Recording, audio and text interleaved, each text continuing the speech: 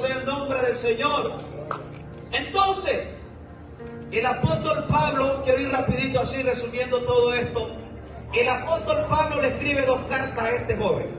Aleluya, que es primera y segunda de Timoteo, gloria a Dios. Son 2 cartas que el apóstol Pablo le escribe a este joven. Y de esas 2 cartas yo le aconsejo mucho que lea la primera y segunda carta a Timoteo. Yo le aconsejo, joven, que lea estas 2 cartas porque nos aconsejan tanto, aleluya. Pero uno de esos grandes consejos que le da el apóstol Pablo a este joven Timoteo es el siguiente, aleluya. Y dice en el versículo 6, por lo cual te aconsejo, aleluya, amén.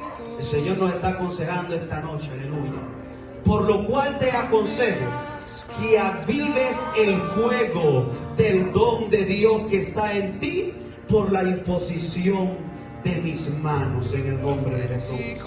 Jóvenes, yo le vengo a animar en el nombre de Jesús que avivemos ese fuego del Espíritu Santo, que avivemos ese fuego glorioso, ese fuego, aleluya, que nos va a estar, aleluya, animando a seguir adelante en este caminar que no es nada fácil, aleluya.